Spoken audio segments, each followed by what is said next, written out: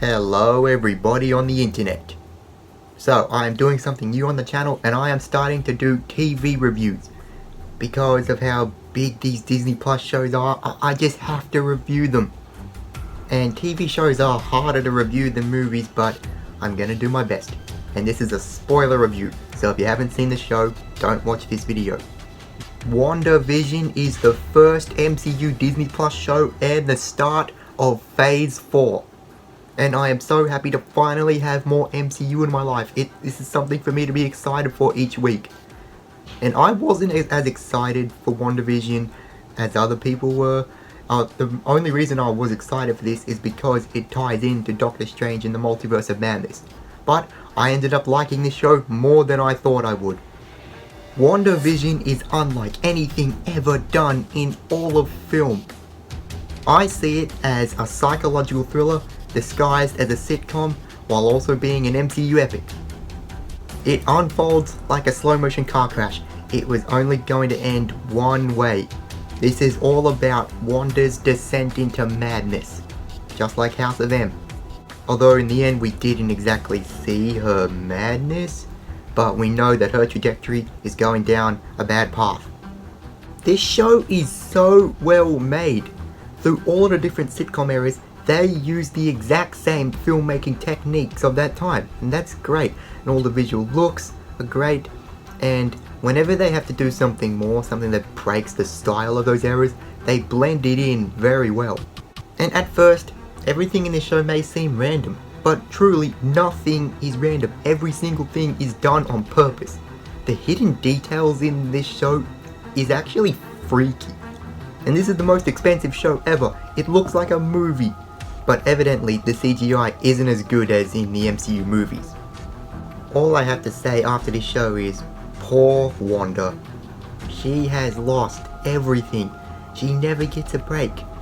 And after the bit of happiness that she got here, in the end she had to let it all go. She had to let go of Vision and Tommy and Billy. That was sad.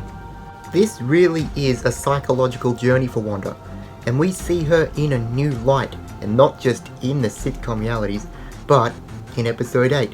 How that episode expanded so much on Age of Ultron, we see so much more of her origin.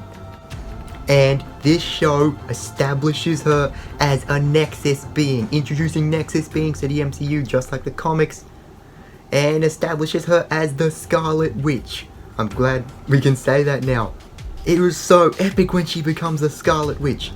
But what they're doing with the Scarlet Witch is very different from the comics. They're doing their own thing. They've set up the Scarlet Witch Nexus being as a threat, not a good thing, a threat. In the comics, the Scarlet Witch was just her hero name, but here it's like another entity.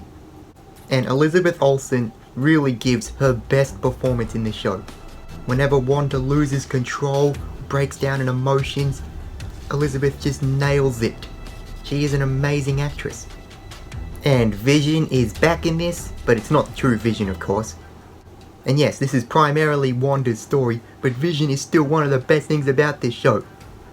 This is a different kind of story for him. He's much more emotive and supportive in this. That has to be the case for the sitcom style to work. But Paul Bettany has really good comedic timing. Also, seeing the white Vision, that was a really cool design. But then the other Vision gives the white Vision his memories and then he flies away. So I don't know where that's going to lead. And that's not exactly bringing Vision back. Vision's death still means something. I knew that Agnes was going to be Agatha Harkness. And Catherine Hahn plays the character very well. She plays both sides very well. And I thought that Agatha was much more interesting when she was very mysterious, like in episode 7 and 8. In the finale, she does kind of become a bit of a generic villain, but it's effective. And this character expands the MCU so much. She reveals that Wanda is a Nexus being, and also she's a witch. And the witches introduce a new kind of visual language for magic. See, the witches, they actually use incantations for magic, but Doctor Strange and the Sorcerers, they just use gestures. And we are definitely going to see Agatha return in Multiverse of Madness. And Wanda's kids, Tommy and Billy, they were something different to see. They were a bit of a miracle that Wanda needed. and they're gone now, but they're definitely going to return. We're definitely going to see them become real somehow, because they need to become Wiccan and Speed and join the Young Avengers. Monica Rambeau from Captain Marvel, now as an adult, I didn't find her to be the best character. She has more of a transformation than an arc, like she gets powers. I don't exactly know what the powers are though. But you do feel bad for her when she comes back from the blip and finds out that her mum's dead. And she is a good person because she was going to stop at nothing to help Wanda. And Tiana Paris did a decent job. And that mid-credit scene is setting up Captain Marvel 2. And Jimmy Woo from Ant-Man and the Wasp is back, and it is great to see him again because he's so funny. I love how this show serves side characters like him. And he doesn't have an arc, but he's there trying to do good and trying to do his job. He is one of my favourite things about this, so I hope we see him again. And of course, Darcy Lewis is also back from the Thor movies, and she has come a long way since then. She's much more professional and mature now, and she also doesn't have an arc, but she has a good dynamic with Monica, Jimmy, and Vision. Sword director Hayward, from the start, he was no good. He is pretty much a typical government guy who hates superheroes and wants powerful weapons to defend the world like Vision. At the start, he seemed like a bit of a bigger thing than he ended up being in the end. But I guess they needed like a third or fourth party, and they do a great job of making you hate him. Now I'm going to go over each episode. The first 2 episodes were my least favourite. I mean, they started the show off well, but they weren't as interesting because they were the old sitcoms. 3 was better because it was in colour, and it was a lot more mysterious. 4 was great, how it explored this new organisation, SWORD. They are really cool, I can't wait to see more of them in the MCU. And how it gave context and showed all these different perspectives from the real world of what's going on. 5 wasn't the best episode, but it was more intense and showed a lot more of the reality breaking. 6 was definitely the most frustrating episode, but the Halloween theme was cool, and the fake Pietro, that was very interesting to see. 7 was the last sitcom episode, but I thought that it was the best sitcom episode. 8 I thought was the best episode. It had very powerful stuff, showing the origins and alluding to the Scarlet Witch, and it was just better structured and better paced than the finale was. 9 wasn't the best finale ever, but it was still a good one. It was completely different to how I thought it was going to go. It wasn't as intense or explanatory as I thought it would be either. And Wanda becomes the Scarlet Witch, and that is a holy crap moment, but it's also an oh no moment. I predicted a lot of what happened in this show. Like, I predicted that Agnes was Agatha Harkness, that Wiccan and Speed were going to be introduced, and that Wanda created this reality, and then in the end everything was going to come apart. But that stuff is still good to see play out. WandaVision really is one of those things where you really have to let go of the fan theories and your expectations and accept what's given. I do that all the time with the MCU. And I'm glad that I'm wrong. I'm glad that it defies expectations. Everyone thought that Evan Peters was going to be the same Quicksilver from the Fox movies. I never thought that.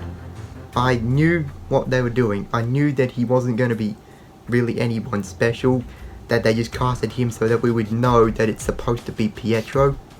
Everyone also thought that Doctor Strange was going to show up. I never thought that was going to happen. One big thing that I truly expected to happen was that they were going to reveal Mephisto, but they didn't. I mean, everything that happened, there's so much evidence all pointing towards Mephisto playing a part in this and being the villain of Multiverse of Madness. So I guess they're saving the reveal of Mephisto for Multiverse of Madness. And that post-credit scene where Scarlet Witch is reading the Darkhold, that is not going to end up being a good thing. Now we have to wait a whole year for Doctor Strange in the Multiverse of Madness to see where this goes. And that is my most anticipated movie. Like I said earlier, how we didn't exactly see Wanda go mad, but I think in Multiverse of Madness we're going to see that happen. She's going to become a threat. I think the madness in the title refers to her. It's going to be sad to see. And I honestly think that Multiverse of Madness is going to make WandaVision better. Overall, WandaVision was really good. It is the most unique thing that comic book movies and shows have ever done. It is certainly not the best thing in the MCU, but this shows that all these Disney Plus shows are going to be great. I'm going to have to give it an 8 out of 10. Matt Shackman did a really good job with this show. And I just want to quickly mention, if you want to see my further thoughts on things, then follow me on the Stardust app.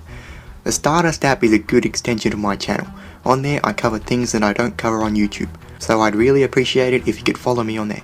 So, what did you think of WandaVision? What are all your theories? Are you excited for Doctor Strange in the Multiverse of Madness? Let me know in the comments below, and may the Force be with you.